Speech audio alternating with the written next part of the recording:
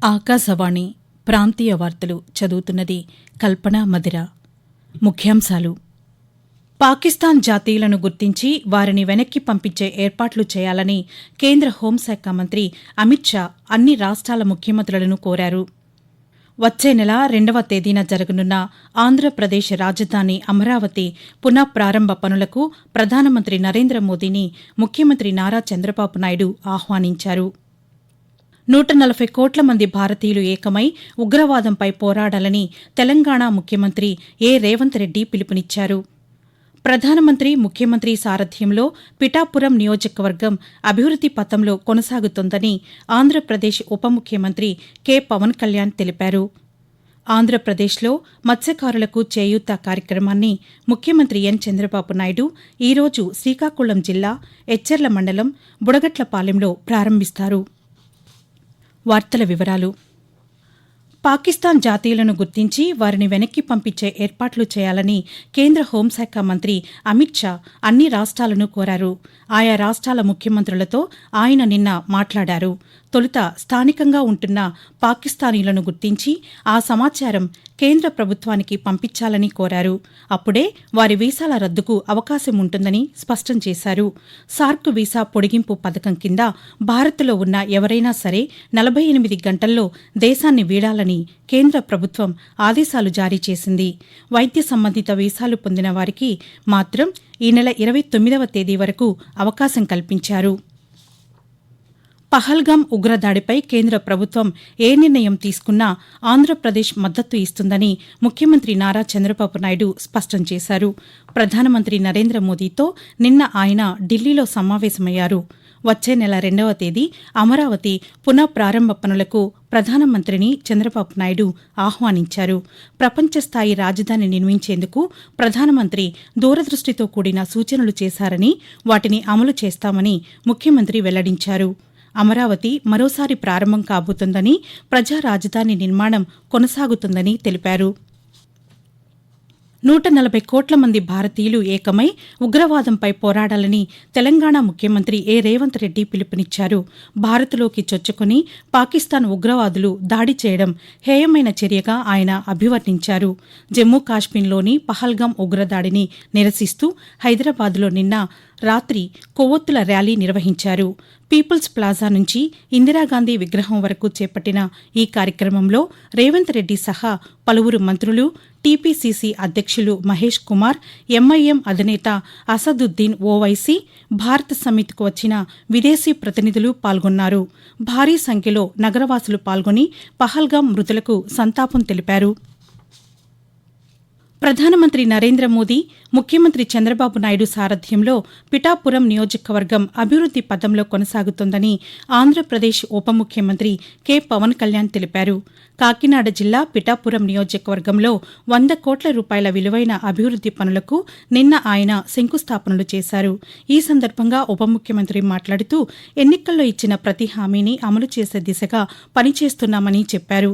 శాంతి భద్రతల విషయంలో రాజీ పడే ప్రసక్తే లేదని, అసాంఘిక కార్యకలాపాలకు ఎవరు పాల్పడినా పార్టీతో సంబంధం లేకుండా చర్యలు తీసుకుంటామని పవన్ కళ్యాణ్ హెచ్చరిస్తూ, కూటమి ప్రభుత్వం ఈ రోజున పిఠాపురంలో 9 నెలల్లోపే దాదాపు 100 కోట్ల పైగా ఖర్చుతోటి ఈ రోజున ప్రారంభించారు. 30 పడకల కమ్యూనిటీ హెల్త్ సెంటర్ ని దాదాపు 100 బెడెడ్ ఏరియా హాస్పిటల్ గా అభివృద్ధి చేయాలని అందరూ కోరిన మీదట ఈ రోజున 34 కోట్ల అంచనా వ్యయంతో నిర్మాణ పనులకు నేడు శంకుస్థాపన చేయడం జరిగింది. నియోజకవర్గం ప్రజలకే కాకుండా చుట్టుపక్కల 6 మండలాల ప్రజలకు కూడా చాలా మెరుగైన ఉచిత వైద్యం అందించడం జరుగుతుంది. ఆంధ్రప్రదేశ్ రాష్ట్రం శ్రీకాకుళం జిల్లాలో ముఖ్యమంత్రి నారా చంద్రబాబు నాయుడు ఈరోజు పర్యటించనున్నారు.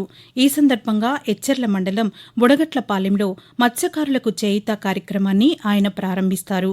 సముద్రంలో వేటకు విరామం సమయంలో మత్స్యకార కుటుంబాలకు ఆర్థిక సాయం కింద 20,000 రూపాయల చొప్పున అందచేయనున్నారు. 1,29,178 మత్స్యకార కుటుంబాలకు లబ్ధి చేకూర్చే ఈ కార్యక్రమం కోసం ప్రభుత్వం 258 కోట్ల రూపాయలు ఖర్చు చేయనుంది. ఆకాశవాణి ప్రాంతీయ వార్తలు వింటున్నారు. తలసేమియా బాధితుల కోసం వచ్చే నెల 8వ తేదీన ఆంధ్రప్రదేశ్లోని విశాఖపట్నం రామకృష్ణ బీచ్ రోడ్డులో 3K, 5K, 10K రన్ నిర్వహిస్తున్నామని NTR trust managing trustee Nara Bhuvaneswari తెలిపారు. హైదరాబాద్లో నిన్న ఆమె పాతికేయులతో మాట్లాడుతూ ఓ గొప్ప లక్ష్యం కోసం ఈ కార్యక్రమాన్ని నిర్వహిస్తున్నామని చెప్పారు. ఇందులో పాల్గొని తలసేమియా బాధితులకు అండగా ఉంటామన్న భరోసా కల్పిద్దామని భువనేశ్వరి కోరుతూ మే 8వ తారీఖున వరల్డ్ థాలసీమియా డే సందర్భంగా వైజాగ్ లో ఆర్కే బీచ్ నుండి 3K, 5K, 10K thalassaemia run 2025 NTR trust organise చేస్తున్నది.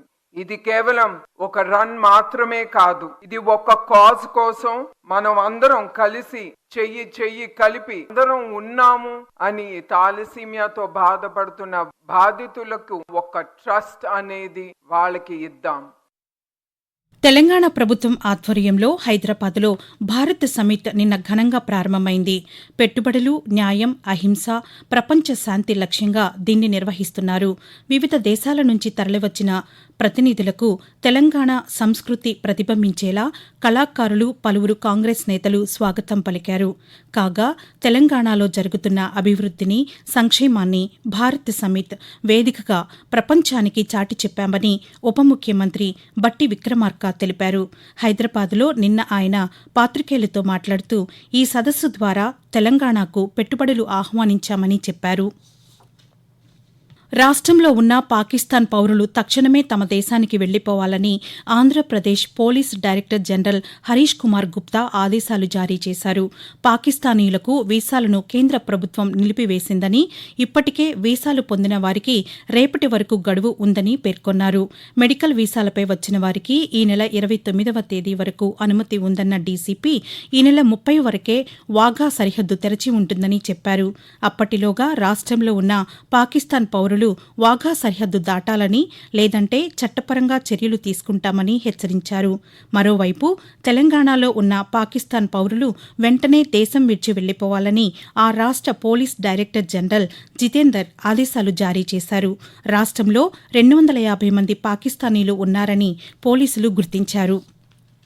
జమ్మూ కాశ్మీర్లో అమాయకులైన 26 మంది పర్యాటకులను ఉగ్రవాదులు హత్య చేయడం అత్యంత దుర్మార్గమని ఆంధ్రప్రదేశ్ పౌర సరఫరాల శాఖ మంత్రి, జనసేన రాజకీయ వ్యవహారాల కమిటీ చైర్మన్ నాదెండ్ల మనోహర్ అన్నారు. ఉగ్రవాదుల దాడులను నిరసిస్తూ జనసేన పార్టీ ఆధ్వర్యంలో విజయవాడలోని పాత బస్టాండ్ కూడలి వద్ద నిన్న నిర్వహించిన మానవహారంలో మాజీ మంత్రి సామినేని ఉదయభానుతో కలిసి మంత్రి పాల్గొన్నారు. ఉప ముఖ్యమంత్రి కె. పవన్ కళ్యాణ్ పిలుపు మేరకు 3 రోజుల పాటు నిరసన కార్యక్రమాలు చేపట్టామని మనోహర్ తెలిపారు. వాతావరణం. ఆంధ్రప్రదేశ్లో నిన్న 169 మండలాల్లో 40 డిగ్రీల పైన ఉష్ణోగ్రతలు నమోదయ్యాయి. వైఎస్సార్ కడప జిల్లాలో వేంపల్లిలో 42.9, నంద్యాల జిల్లా గాజులపల్లె, తిరుపతి జిల్లా వెంకటగిరిలో 42.5, కర్నూలు జిల్లా లద్దగిరి, ప్రకాశం జిల్లా కొనకనమెట్లలో 42.4, విజయనగరం, అన్నమయ్య జిల్లా వత్తలూరులో 42 డిగ్రీల గరిష్ట ఉష్ణోగ్రతలు నమోదయ్యాయి. ఎండ ప్రభావం కొనసాగుతోందని ఈరోజు శ్రీకాకుళం జిల్లా బూర్లా, హీరమండలం, లక్ష్మీనరసుపేట, పాతపట్నం, విజయనగరం జిల్లా సంతకవిటి, మన్యం జిల్లా గురుగుబిల్లి, పాలకొండ మండలాల్లో తీవ్ర వడగాల్పులు, మరో 28 మండలాల్లో వడగాల్పుల ప్రభావం ఉంటుందని వాతావరణ శాఖ హెచ్చరించింది. పశుపాలకులకు మార్గదర్శకులుగా, మూగజీవాల పాలిట ప్రాణదాతలుగా, జీవ వైవిధ్యంలో కీలక పాత్ర పోషించే పశు వైద్యుల సేవల గురించి ఎంత చెప్పుకున్నా తక్కువే. మానవాళికి ప్రత్యక్షంగా ఉపయోగపడే పశువుల ఆరోగ్యానికి పశు వైద్యులు, పశు వైద్య శాస్త్రవేత్తలు అందిస్తున్న బహుళ సేవలను మననం చేసుకునేందుకు ఏటా ఏప్రిల్ నెలలో చివరి శనివారాన్ని ప్రపంచ పశు వైద్య దినోత్సవంగా నిర్వహించుకుంటాం. మూగజీవాలకు ఆపద్బాంధవులుగా, పశు సంపదను కాపాడటంలో కీలక పాత్ర పోషిస్తున్న పశు వైద్యులకు గుర్తింపుగా ఈరోజు రాష్ట్రంలో ప్రపంచ పశువైద్య దినోత్సవాన్ని పశుసంవర్ధక శాఖ నిర్వహిస్తోంది. ఆకాశవాణి ప్రాంతీయ వార్తలు ముగించే ముందు ముఖ్యాంశాలు మరొకసారి.